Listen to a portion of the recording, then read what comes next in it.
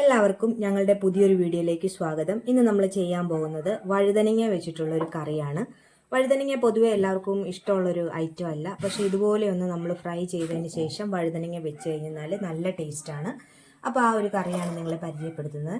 നമ്മൾ അതിനു വേണ്ടി 2 വഴുതനങ്ങ എടുത്തിട്ടുണ്ട്, ഒരു തക്കാളി, ഒരു 5-8 അല്ലി വെളുത്തുള്ളി, ഒരു 10-12 പച്ചമുളക്, പിന്നെ വേണ്ടത് ഒരു 2 സവാള, പിന്നെ നമ്മുടെ പൊടി ഐറ്റംസായ മുളക് പൊടി, മഞ്ഞൾപ്പൊടി, ലേശം മസാലപ്പൊടി, അതായത് പെരിഞ്ജീരകവും എല്ലാം കൂടി അരച്ചിട്ടുള്ള മസാല, പിന്നെ ലേശം കുരുമുളക്, ഉപ്പ്, പിന്നെ കുറച്ച് തേങ്ങാപ്പാൽ. ഇത്ര സാധനങ്ങളാണ് നമുക്ക് വേണ്ടത്. ആദ്യം തന്നെ നമുക്ക് ഈ വഴുതനങ്ങ ഇതുപോലെ ചെറിയ ഇതുപോലെ വട്ടത്തിൽ ഫ്രൈ ചെയ്യാൻ വേണ്ടിയിട്ട് അരിഞ്ഞെടുക്കാം.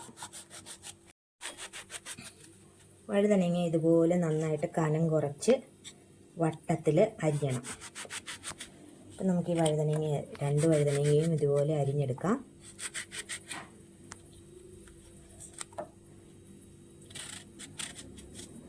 ഈ തമിഴ്നാട്ടിലെല്ലാം കാളക്കുഴമ്പെന്നും പറഞ്ഞുണ്ടാക്കുന്നതിൻ്റെ ഒരു ചെറിയൊരു വ്യത്യാസം വരുത്തി നമ്മൾ ഉണ്ടാക്കുവാണ്.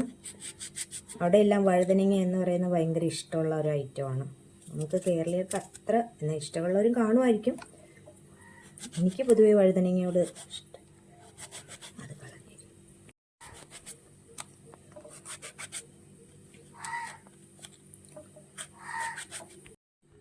നമ്മളൊരു പാത്രം എടുത്ത് അതിലേക്ക് നമ്മൾ എടുത്ത് വെച്ചിരിക്കുന്ന മഞ്ഞൾപ്പൊടിയും കുരുമുളകും അതുപോലെ തന്നെ മസാലക്കൂട്ടും ഇടുന്നുണ്ട്.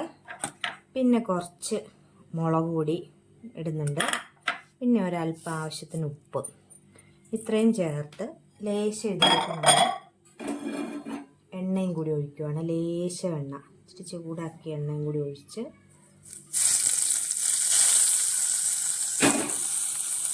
നമ്മൾ ഈ മിക്സ് ഒന്ന് റെഡിയാക്കുവാണ്.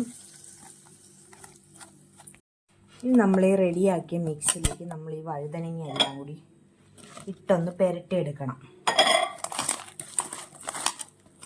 നമ്മൾ മീനിനെല്ലാം വറുക്കുന്ന പോലെ ഈ മസാല മിക്സ് നമ്മൾ വഴുതനങ്ങയിൽ ചേർത്ത് എല്ലാത്തിലും നമ്മൾ നന്നായിട്ട് യോജിപ്പിക്കണം. എന്നിട്ട് നമ്മളിതൊന്ന് വറുത്തെടുക്കണം. ഈ വഴുതനങ്ങയുടെ ഇത് നമ്മളെല്ലാം നല്ലവണ്ണം മിക്സ് ചെയ്തിട്ടുണ്ട്. ഇനി ഇത് നമുക്ക് ഒരു പാൻ വെച്ചിട്ടുണ്ട്, എണ്ണ ചൂടായിട്ടുണ്ട്. നമുക്ക് ഈ ഓരോ വഴുതനങ്ങയും വറുത്തെടുക്കാം.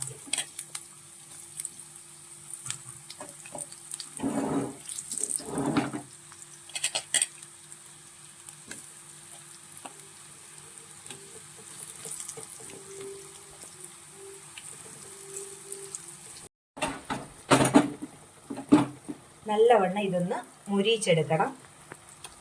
ഒരു സൈഡ് വെന്ത് കഴിയുമ്പോൾ നമ്മൾ മൊരിഞ്ഞ് കഴിയുമ്പോൾ അടുത്ത് മറിച്ചും കൂടി ഇട്ട് ഇതൊന്ന് 2 സൈഡും വേവിച്ചെടുക്കണം.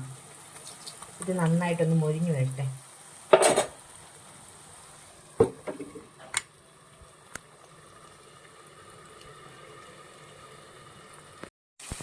ഇനി നമുക്കിതൊന്ന് മറിച്ചിട്ട് കൊടുക്കാം.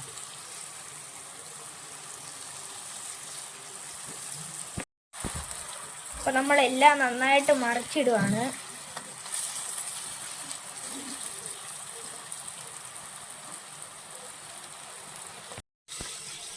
ഫ്രൈ ചെയ്ത വഴുതനങ്ങ നമ്മളൊരു പാത്രത്തിലോട്ട് മാറ്റുവാണ്.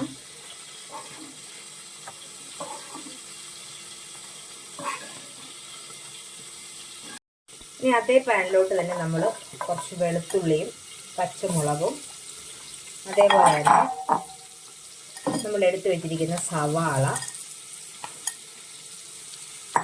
പിന്നെ തക്കാളി, അതുപോലെ തന്നെ കറിവേപ്പിലയും കൂടി ഇട്ട് നന്നായിട്ട് വഴറ്റിയെടുക്കാൻ പോവുകയാണ്. നന്നായിട്ട് ഇതിനെ വഴറ്റിയെടുക്കണം. ഇനി ഇതിലേക്ക് നമ്മൾ മുളക് പൊടി ചേർക്കുവാണ്. മസാല കൂടുതൽ വേണം എന്നുണ്ടെങ്കിൽ മസാലയും മല്ലിപ്പൊടിയും കൂടി ചേർത്ത് ഇതിൻ്റെ കൂടെ നമുക്ക് റെഡിയാക്കി എടുക്കാം. നമ്മളിത് നല്ല മുളക് പൊടി മാത്രമേ ഞാൻ ചേർക്കുന്നുള്ളൂ. നമ്മൾ വറുത്തപ്പോൾ കുറച്ച് മസാല ചേർത്തിട്ടുണ്ട്, ആ ഒരു മസാല മാത്രം മതി.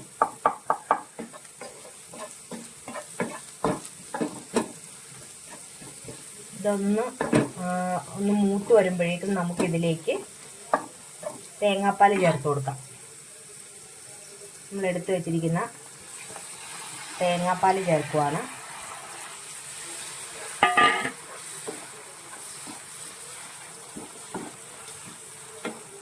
ഇത് ഈ തേങ്ങാപ്പാലിൽ കിടന്ന് ഇനി നമ്മൾ വറുത്ത് വെച്ചിരിക്കുന്ന ബ്രിഞ്ചാളും കൂടി ഇതിലേക്ക് നമ്മൾ ചേർത്ത് കൊടുക്കുവാണ്.